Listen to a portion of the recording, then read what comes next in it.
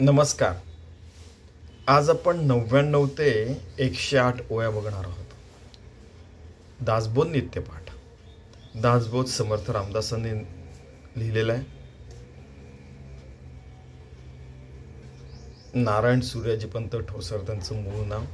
आणि ह्या 108 ओव्या माझे सद्गुरू स्वामी माधवनाथांनी ज्या सारगर्भ ओव्या आहेत, ज्या आपण सतत आचरणात आणायला पाहिजे, त्या त्यांनी गोळा केलेल्या आहेत. ठीक आहे. साधकासी संदेह वृत्ती, पुढे होत असे निवृत्ती, या कारणे निसंदेह श्रुती साधू ओळखावा. यात पूर्ण सांगितलेलं आहे की आपल्या साधनेचा प्रवास, की पहिल्यांदा शंका असते, करू शकेन की नाही, होईल की नाही, आहे की नाही, वगैरे वगैरे. पुढे आपण निसंदेह होऊन जातो आणि भगवंताशी एकरूप होऊन जातो. आपली आत्मनिवेदन भक्ती होते, आपण योगी होतो, भक्त होतो. प्रत्येक श्वासागणित, प्रत्येक कर्मागणित आपली भगवंताची सेवा घडतेच घडते. आपला विश्वास होऊन जातो आणि पुढे काय करायचं आपल्याला राहत नाही, ही आपली दृढ निश्चितता होऊन जाते, म्हणजे दृढ मन होऊन जातं आपलं. 5वा दशक 10वा समास मधला आहे की साधकाला पहिले काय असतं की पहिले संदेह वृत्ती असते. आत्ताच आपण बघितलं. हे पूर्ण 10 ओव्या 11 ओव्या त्याच्यात हेच सांगितलेलं. पुढे होत असे निवृत्ती. पहिल्यांदा अशी वृत्ती, शंका आहे की नाही, म्हणजे आहे की नाही, आहे की नाही. पुढे निवृत्ती, पण त्या सगळ्या वृत्ती निघून जातात आणि भगवंतच राहतो मनात. या कारणे निसंदेह श्रोती. म्हणूनच श्रोत्यांना लक्षात ठेवा की निसंदेह, की ज्याच्या मनात शंकाच नाही, भगवंत आहेच आणि भगवंताचंच कार्य सुरू आहे, आपण फक्त निमित्त मात्र आहे, हे त्याला, त्या व्यक्तीला जाणवतोच. विभक्त नसावे, भक्त म्हणावे. अशा व्यक्तीला युंजती योगा, भगवंताशी आपला जीव एकरूप झालेला आहे असा जो साधू आहे त्याला जाणवतो. आणि अशाच व्यक्तीला आपण साधू म्हणतो आणि त्याला जाणवायचं. जेवढ्या वस्तू आवश्यक आहेत तेवढ्या तो सगळ्या वस्तू आपल्या जीवनात आचरणात आणतो. अनावश्यक गोष्टी आहेत त्या आपोआप त्याच्या जीवनातून निघून जातात. आणि बऱ्याचशा गोष्टींचा काही संबंधच नाही. भगवेच वस्त्र घालायला पाहिजे, पांढरेच वस्त्र घालायला पाहिजे, की हेच करायचं तेच नाही करायचं. अर्थात वाईट गोष्टीच्या आणि वाईट मार्गावर जायचं नाही, चांगल्याच गोष्टी करायच्या. जसं एक वचन, एक पत्नी, एक बाण, प्रभू रामचंद्र. त्यानंतर मग जनक राजा फक्त आवश्यकतेपुरता राज्य उपभोगायचं, ग्रीड करता नाही, म्हणजे लोभा करता नाही, आवश्यकतेपुरता. संसारात पण ज्या गोष्टी आवश्यक आहेत तेच करतोय. आणि संसारात आपल्याला प्रत्येक क्षणाला कळतं की अरे प्रत्येक वेळेला कोणी ना कोणी असतं की आपली काही लायकीच नाही असं दाखवणारे बरेचसे प्रसंग घडतात. कोणती तरी व्यक्ती मरते, अरे नाशिवंत आहे, मग आपण त्याच्या अंत्यविधीला जातो. बऱ्याच ठिकाणी तुम्ही बघा की रिसर्च करून बघा, सायंटिस्ट लोक रिसर्च करतात, 99 या कमीत कमी आम्ही फेल होतो आणि 100 पास होतो. समजा काय रिसर्च केला, अरे चुकलं, ते पुन्हा एकदा करा. इव्हन एडिसन वगैरे आहे, त्यांनी कितीतरी हजारो वेळा त्यांनी प्रयोग केले, मग त्यांना तो बल्ब करता आला. असे कित्येक जण आहेत. एडिसनचं काय उदाहरण घेता तुम्ही, आपल्या भारतातही बघा ना. समर्थांचंच उदाहरण बघा ना. कित्येक वेळा त्यांनी समजा 1 कोट, त्यावेळेला 1 कोट म्हणे 1 कोटी रामनामाचा समजा जप केला, त्यांना किती अडथळे आले. मध्येच येऊन मासोळी चावते, मध्येच येऊन त्यांना किडा चावताय, मध्येच त्यांना दगड बोचताय, त्यांना बरेच अडथळे आले. आणि त्यांना ते त्या काळात त्यांनी केलं. त्यांच्या धर्मदंडामध्ये तुम्हाला माहिती आहे तलवारीसारखी वस्तू, त्यांना म्हणजे युद्ध पण करता यायचं नाही की नाही. म्हणजे त्यांनी केवढ्या अतोनात हाल अपयष्ट सगळेच जण सहन करतात. मी असो, तुम्ही असो, की कोणी असो, प्रत्येक व्यक्ती, प्रत्येक शक्ती इथे आपल्या जीवनात लढा देते. त्यांच्या प्रत्येकाच्या जीवनात वादळ आहे, प्रत्येकाच्या जीवनामध्ये असे भूकंप होतात आहे, रोज जीवनामध्ये वादळ येतात आहे. असं खूप उष्णता आहे, खूप पाऊस आहे, खूप थंडी, आतमध्ये बाहेर, असं सगळं काही सगळ्यांच्या मनात रोजच्या जीवनात सुरू आहे. साधकाला पहिले संदेहवृत्ती होते की त्याला वाटते की अरे आपल्यालाच त्रास आहे. मग बाहेर जाऊन बघतो, अरे अत्यंत श्रीमंत असो की अत्यंत गरीब असो, सगळ्यांना त्रास आहे. खूप धडधाकट असो की एकदम वीक असो, प्रत्येकाला त्रास आहे. पण तरीही त्याच्या मनातली जी संदेहवृत्ती असते की अरे की हे आपणच सहन करतोय, आपल्याच बाबतीत घडतंय वगैरे, ते सगळे संदेह निघून जातात. त्याला असं दिसतंय की जीवन अशा प्रकारेच आहे. मन कुठे आहे ते महत्वाचं आहे, बुद्धी कुठे आहे, आपलं समर्पण कुठे आहे ते जास्ती महत्वाचं आहे. आणि तो पूर्ण समर्पित झाल्यावर निस्संदेह श्रुती साधू ओळखावतो. साधू सतत समर्पित राहतो. मग जीवनात काही घडो, काही घडेना. 5वा दशक 10वा समास. आधी अध्यात्म श्रवण, मग सद्गुरुपाद सेवन, पुढे आत्मनिवेदन, सद्गुरु प्रसादे 100. 6वा दशक 2रा समास. की आधी अध्यात्म श्रवण. असं आमचे सद्गुरू म्हणायचे की सद्गुरूंकडनं किंवा साधू संतांकडनं ऐकल्याशिवाय, श्रवण केल्याशिवाय किंवा स्वतः वाचल्याशिवाय, पुस्तक वाचल्याशिवाय किंवा मनन केल्याशिवाय, मनन सुद्धा एक प्रकारचे श्रवण आहे. स्वतःचं श्वासावर नाम ऐकणं सुद्धा एक श्रवणच आहे. श्रवणाचे खूप प्रकार आहेत. श्रवण म्हणजे कोणाचं तरी ऐकलंच पाहिजे, डिस्कोर्सेसना म्हणजे प्रवचनाला गेलंच पाहिजे असं नाही. श्रवणाचे बरेच प्रकार असतात. अध्यात्म श्रवण केल्यावर मग त्याला कळतं की यार आपण सद्गुरूंना शरण जायला पाहिजे. मग सद्गुरुपाद सेवन, त्यांची सेवा करणं प्रत्येक कर्माने. तिथेच जाऊन त्या सद्गुरूंची सेवा करणं असं नाही, दुरून राहून पण सद्गुरूंची सेवा घडते. की प्रत्यक्ष संघात राहिलं तर बरेचदा मग असं होऊन जातं की त्यांची म्हणजे आपण छोट्या छोट्या गोष्टी त्यांना विचारायला लागतो. स्वामीजींकडे आज कोणती भाजी करू विचारणारे पण लोक होते.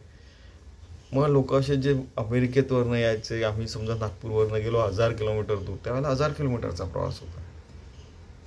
आता 927 किलोमीटरचा, आणि आता अजून कमी होणार आहे. समजा एक्सप्रेस वे झाला तर एका रात्रीत प्रवास होतो आता. ठीक आहे, कधी कधी आम्ही एका अंगठ्याच्या बोटावर उभं राहून जनरल बोगीमध्ये जायचो. 18 तासाचा प्रवास वगैरे समजा. काय करणार. ठीक आहे. तर सद्गुरुपाद सेवा की सद्गुरूंच्या चरणांची सेवा. चरणांची सेवा म्हणजे काय हो, त्यांचे पाय सतत चेपत राहायचे. घरी आईबाबांचे पाय चेपले, आजी आजोबांचे पाय चेपले, आपल्या छोट्या मुलांची समजा सेवा केली, तर ती काय सद्गुरूंचे पादसेवन नाही आहे का? आहे. आपले रोजचं काम व्यवस्थित करणं सद्गुरू पादसेवन नाही का? आहे. याच गोष्टी करतात हळूहळू.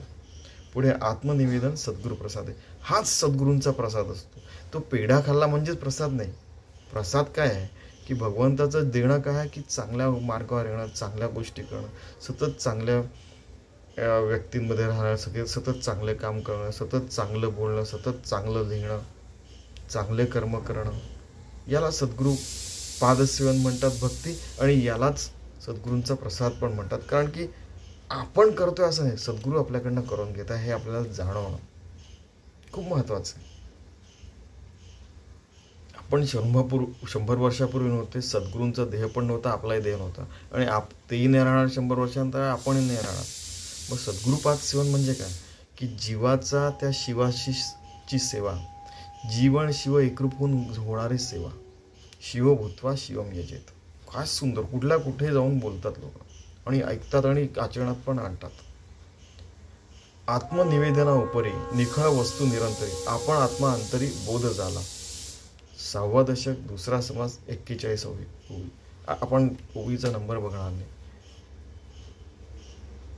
आत्मनिवेदनाच्या वर कळतं की आपलं एकदम शुद्ध जीवन आहे, तो परमात्मा शुद्ध आहे, आणि आपण आत्मा तो आपला थेंबुटा सागरी बुडाला अवघा मिळून एकची झाला देहातीत वस्तू. तर राहिलं काय मग? भगवंतच आहे ना. आपण आत्मा अंतरी, आतच फक्त आत्मा का नाही, आत बाहेर मियाची कोंदिले, जग निखिल माझेची होतील, की तोच परमात्मा सर्वत्र आहे. ब्रह्मार्पणम ब्रह्मवीर ब्रह्माग्नो ब्रह्मणा उत्तम ब्रह्मैव तेन गंतव्यम ब्रह्मक्रम समाधीना. की त्या परमात्मापासूनच येत आहे, आपण निमित्त मात्र आहे, तो परमात्मा सगळं करून घेतोय. ठीक आहे. त्या ब्रह्मबोधे ब्रह्मची झाला, संसार खेद तो उडाला, देहो प्रारब्धी टाकीला सावकास. त्या ब्रह्माचा बोध झाला, संसाराचा जो खेद आहे जे दुःख आहे की माझ्याच बाबतीत काय, असंच काय आणि तसंच काय, तो उडून जातो. देह प्रारब्ध टाकीला सावकाश, प्रारब्धावर सोडून देतात. ते आपले प्रयत्न बरोबर करतात, आपले कर्म बरोबर करतात, ते सगळं काही व्यवस्थित करायचा प्रयत्न करतात आणि शेवटी त्यांना दिसतं की अरे काय सुंदर झालं हे सगळं काम, आपण ठरवलं त्यापेक्षा सुंदर झालं, असं त्यांना प्रत्येक कर्मात जाणवायला लागतं. बरेचदा काय होतं की मी म्हणजे चेस खेळायचो फॉर एक्झाम्पल, बुद्धिबळ. तर बरेचदा असं होतं की आपण हरतो, पण तो जो तो खेळ खूप सुंदर होतो. वाह, आज मी हरलो पण तो गेम खूप सुंदर झाला, वेगळ्याच प्रकारे खेळलो. आज मी नेहमी जी चाल खेळतो त्या चाली न करता दुसऱ्या चाली खेळून मी बुद्धिबळ खेळलो आणि तरी खूप सुंदर गेम झाला. हरलो तर काही हरकत नाही, कारण की तो दुसरा चांगला खेळाडू असेल ना. म्हणजे देह प्रारब्ध टाकेला सावकाश, की आपण सगळे कामं करतो व्यवस्थित, अभ्यास व्यवस्थित करतोय, ऑफिसचे कामं व्यवस्थित करतोय. ऑफिसमध्ये तर असं बरेचदा घडलं की त्यांनी 3 वर्षाचं काम दिलेलं मी ते 1 वर्ष 8 महिन्यात केलेलं, देवाच्या कृपेने. एकदा तर असं घडलं की मला 5 वर्षाचा टार्गेट देण्यात आला, तर मी 1 वर्षातच कम्प्लीट केलं. लोक म्हणायचे 5 वर्षाचं काम तुम्ही 1 वर्षात केलं. होतं असं. अभ्यासाच्या बाबतीत तसा घडू शकतो की यार हा अभ्यास करायला मला पहिल्यांदा 5-5, 6-6 तास लागायचे. देवाचं नाम घ्यायला लागलो, ध्यानाला बसून देवाचं स्मरण करून केलं तर एकदम 1 तासातच झालं. म्हणजे या गोष्टींचा त्यांना अनुभव यायला लागतो. आणि मग तर बाकीचं प्रारब्धावर सोडायचं. मग आता समजा तू बाकीचे 5 तास उरले तर करायचं काय, हे अजून एक इम्पॉर्टंट आहे की यार आर्टिफिशियल इंटेलिजन्स आलं, क्वांटम कॉम्प्युटिंग आलं. क्वांटम कॉम्प्युटिंगमध्ये तुम्ही म्हणजे एकावर 28 शून्य एवढ्या वर्षाचं काम तुम्ही 7 मिनिटात करू शकता क्वांटम कॉम्प्युटिंगमध्ये. आपल्या इथे पण ते तन्मात्रावर बेसिस वर आपण काय करू शकलो तर आपण अजून पुढल्या जाऊ. म्हणजे 10⁻³ मीटर, जे एकाखाली समजा 10वर 35 शून्य दिले, तेवढं जे अगदी सूक्ष्म जो भाग आहे वेळेचा, तेवढ्या भागात, तेवढ्या म्हणजे कणामध्ये जर का तुम्ही काम केलं तो अजूनच सुंदर, अजूनही मोठं कॉम्प्युटर, अजूनही लवकर कॅल्क्युलेशन्स होऊ शकतात. पण पुढे वाचलेल्या वेळाचं तुम्ही करणार काय हो? आणि आत्ताही तुम्ही कॉम्प्युटर आहेत, संगणक आहेत, आत्ता पण तुम्ही कशा करता वापरताय? का सगळ्यांना पाणी मिळत आहे, सगळ्यांना जीवन मिळत आहे, सगळ्यांना शिक्षण मिळत आहे का नाही? मग आपण मानवी जात आपण फेल झालो, आपण नापास झालो परमार्थाच्या परीक्षेमध्ये. पूर्ण मानवजात, इंडिव्हिज्युअली तुम्ही सक्सेसफुल होऊ शकता, पण पूर्ण मानवजात फेल होते ना, नापास होते. त्याचा काय, पूर्ण मानवजात पण पास व्हायला पाहिजे. आता आत्मज्ञान झाल्यावर आपण आपला देह प्रारब्धी टाकला आणि सावकाश सगळं सुरू आहे. एकरूप होऊन आपला भगवंताशी होऊन त्या व्यक्तीचं सगळं बरोबर सुरू आहे. तो खूप प्रयत्न करतो की सगळं मानवजातीने एकरूप व्हावं भगवंताशी, सगळं चांगलं व्हावं, सगळ्यांना सगळ्या चांगल्या गोष्टी मिळाव्या. ज्ञानेश्वरांनी हा प्रयत्न केला, समर्थांनी पण हा प्रयत्न केला, ते पास झाले. कदाचित आपण सगळे भक्त लोक, साधक लोक पण पास होऊन जाऊ, पण पूर्ण मानवजात सतत नापास होते. त्याचं काय, याच्यावरही विचार व्हायला पाहिजे. कारण की त्यांनी आपल्याला स्वप्न दाखवलंय, स्वानंद बोध पाटण, आनंदवन भुवन, राम राज्याचं.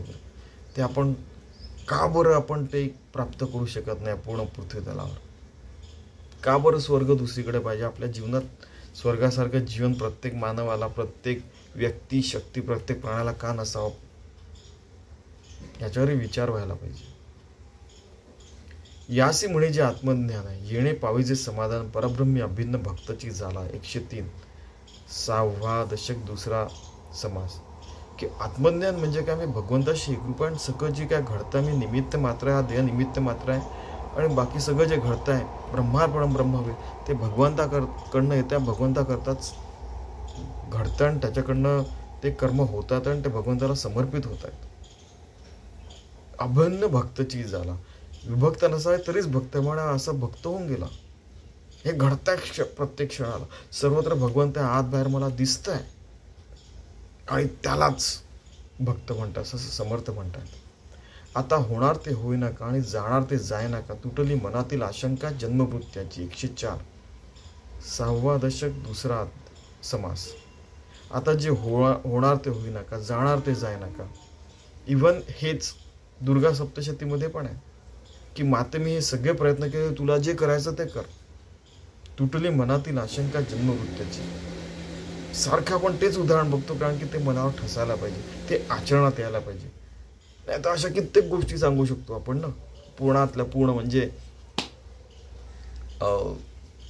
याज्ञवल्क्यांच्या गोष्टी घ्या, त्यानंतर मग कठोपनिषद घ्या वगैरे, अशा कित्येक गोष्टी, रामायणातल्या गोष्टी घ्या, महाभारतातल्या. पण आचरणात काय आणायचं? What is Ramayana to you, what is Gita to you. तुमच्याकरता गीता काय आहे ती आचरणात आणून आपण आत्मज्ञान मिळवावं. आत्मज्ञान मिळाल्यावर आता ते होणार ते होईना का, जाणार ते जायना का, तुटली मनातील आशंका जन्ममृत्यूची. माझी जन्ममृत्यूची आशंका तुटलेली आहे, सुटलेली आहे, मी मुक्त आहे, मला सतत जाणवत आहे. 6वा दशक, दुसरा समास. 104 योगी. 105. आता संसारे पुंडावे चुकले, देवा भक्ता ऐक्य झाले, मुख्य देवास ओळखिले सत्संग करून. सत्संग, भगवंताचा संघ मनामध्ये सतत आहे, त्याला सत्संग म्हणतात. चांगल्या लोकांमध्ये, साधकांमध्ये, भक्तांमध्ये राहणं म्हणजे देहानिशी, त्याला पण सत्संग म्हणतात. पण खरा सत म्हणजे कोण आहे? परमात्मा. त्याच्याबरोबर राहणं, आपला जीव, त्याला सत्संग म्हणतात. त्यालाच विभक्त नसावे तरीच भक्त म्हणतात, त्यालाच योगी म्हणतात, त्यालाच योगरूप झालेलं म्हणतात. प्रत्येक शब्दाचा अर्थ तोच निघतो शेवटी. संसारातले आपण असं झाल्यावर संसारातली ओढताण, ते आता काय करू, आता नाही करू, आता असं, ते हे जे असतं ना, कपाळा राठा वगैरे, ती कटकट आहे वगैरे, ह्या सगळ्या गोष्टी निघून जातात. हे शब्द ऐकलेले आहे स्वामीजींनी. संसार किती कटकट आहे, त्यापेक्षा परमार्थ सरळ मार्गी माणसाला नामस्मरण करणं वगैरे किती सोपं आहे. माझ्या सद्गुरूंसमोर बोललेले वाक्यात लोकांनी. संसारी पुंडावे चुकले, देवा भक्त ऐक्य झाले, देव आणि भक्त एकरूप झाले, मुख्य देवास ओळखीला सत्संग करून घे. त्या सत्संगात राहिल्यामुळे, मनात देवाशी एकरूप झाल्यामुळे हे संसारातलं जे आहे ते तसंच राहणार आहे. आपण किती प्रयत्न केले तरी ज्या ज्या वस्तू जशा तशाच राहणार आहे, हे आपण at the end of the day ओळखायचं. आणि आपण शेवटी परमार्थात विलीन होऊन भगवंताशी एकरूप होऊन जायचं. परम अर्थ भगवंत, त्याच्यात विलीन होऊन भगवंताशी एकरूप होऊन जायचं. 6वा दशक, दुसरा समास. 105. 106. साधू दिसते वेगळाले, परी ते स्वरूपी मिळाले, अवघे मिळून एकची झाले, देहातीत वस्तू. 106. 7वा दशक, दुसरा समास. की साधू जे असतात ते वेगळे दिसतात, पण ते स्वरूपाशी एकरूप झालेले आहेत. मग त्यांनी पांढरे वस्त्र, काळे वस्त्र, गुलाबी वस्त्र, साधे वस्त्र, स्त्री असो, पुरुष असो, काही पण असो, म्हणजे कोणती, ते वेगवेगळे दिसतात, पण ते त्या भगवंताशी एकरूप झालेले असतात. अवघे मिळून एकची झाले, देहातीत वस्तू. ते देहाच्या पलीकडे गेलेले असतात. काय आहे, त्यांची बॉडी दिसते, त्यांचा देह दिसतो, पण ते भगवंताशी एकरूप झालेले आहेत सतत. आत्मनिवेदनाचे अंती, जे का घडली अभेद भक्ती, ते नाव सायुज्य मुक्ती, सत्य जाणावे. की हे जे आत्मनिवेदन आहे ते झाल्यानंतर आपली अभेद भक्ती, भगवंताशी एकरूप झालेली भक्ती होते, आणि त्याला सायुज्य मुक्ती म्हणतात. आणि तीच सत्य आहे, बाकी सगळं असत्य आहे, हेच जाणावे. 8वा दशक, 8वा समास. हे प्रत्यक्ष ऐकलं आम्ही स्वामीजींचं. 19वी ओळ. भक्ताचे स्वाभिमाने, कृपा केली दाशरथीने, समर्थ कृपेची वचने, तो हा दासबोध. भक्तांचे स्वाभिमाने, की भक्तांना अभिमान वाटावा, आत्मज्ञान व्हावं, मलाही आत्मज्ञान व्हावं, आणि आम्ही सगळे आत्मज्ञानात रममाण व्हावे, अशी कृपा केली दाशरथीने, अशी रामाने कृपा केली. म्हणून रामाच्या कृपेने, त्याच्या सामर्थ्याच्या कृपेने हे मी वचन बोलून गेलोय, त्याला दासबोध असं म्हणतात. असे समर्थ रामदास म्हणतात. स्वतःकडे कर्तृत्व घेत नाही, ते रामाला देत आहेत.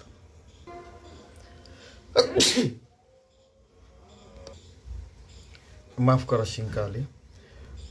भक्ताचे स्वाभिमाने, कृपा केली दाशरथीने, समर्थ कृपेची वचने, तो हा दासबोध. की रामाच्याच कृपेने भगवंत भक्ताला सगळ्यांना अभिमान वाटावा, असं रामाच्या कृपेने हा दासबोध लिहिण्यात आलेला आहे. आणि तो समर्थांनी आधीच सांगितलेला आहे की सगळे शास्त्रांचं विवरण आहे, याच्यात सार आहे आणि स्वतःचा अनुभव पण आहे. आणि तुम्हाला प्रत्येक वेळेला जाणवलं असेल की समर्थाने दासबोधाचं सार काय असं सांगितलं, गीतेचं सार काय, स्वामीजी पण म्हणायचे की त्याचं सार काय, तो सोहमात्मा स्वानंद घन अजन्मा तो तूची जाण हेची साधूचे वचन सुदृढ धरावे. की आपण तोच परमात्मा हा, त्याच्याशी एकरूप व्हायचा सतत प्रयत्न व्हायला पाहिजे. आपणच योगी, आपणच भक्त, विभक्त नसावे तरीच भक्त म्हणावे. युजे युंजती योगा, आपला जीव परमात्माशी एकरूप झालेला आहे. आपण शुद्ध, परमात्मा शुद्ध, त्यामुळे एकरूप झाला. आणि आता आपण जे जीवन जगतोय ते भगवंताचं भक्त, विभक्त नसावे म्हणून भक्त म्हणावे असं जीवन जगतोय. प्रत्येक श्वासागणित, प्रत्येक हृदयाच्या ठोक्याने, प्रत्येक डोळ्याच्या उघडझापीने, प्रत्येक विचाराने, प्रत्येक ठोक्याला आपल्याला राम राम ऐकायला यायला पाहिजे किंवा घडायला पाहिजे. आपले सगळे प्रत्येक कर्म पूजारूप होत आहे. सतत भगवंताला सगळं समर्पित होत आहे असं जाणवायला पाहिजे आणि जाणवत आहे. आणि हे सगळं मला भगवंताच्या कृपेने कळलेलं आहे आणि ते मी इथे लिहिलेलं आहे. आणि त्यालाच दासबोध म्हणतात असं समर्थ रामदास म्हणतात. चला आपण असं सुंदर जीवन जगूया की जेणेकरून आपल्या मनात रामराज्य, आपल्या मनात आनंदवन भवन, आपल्या मनात पसायदान स्वानंद बोध पाटण आपण साधू शकू. आपल्या जीवनाचं आपण सार्थ करू शकू. ठीक आहे. तर इतकं सुंदर म्हणजे परमार्थाचं विवरण फार कमी ग्रंथांमध्ये आलेलं आहे. त्यामुळे आपण सगळ्यांनी दासबोध एकदा पूर्ण वाचावा, समजून घ्यावा, आचरणात आणायचा आपण प्रयत्न करू. परमार्थ म्हणजे आचरण. ठीक आहे. इति श्री माधवनाथ संपादितम श्री दासबोधी नित्य पाठस्तोत्रम संपूर्ण श्री रामचंद्रार्पणमस्तु. बघा, प्रत्येकजण आपलं सगळं काही आहे ते भगवंताकडून आलं, भगवंतानीच करून घेतलं आणि भगवंताला समर्पित झालं असं म्हणतात. इतकं सुंदर आपण जीवन जगायचा प्रयत्न करूया. बस हाच संदेश आहे समर्थ रामदासांचा आणि सगळ्या साधू संतांचा, आणि तो आपण आचरणात आणायचा प्रयत्न करूया. तो संदेश. ठीक आहे. राम राम.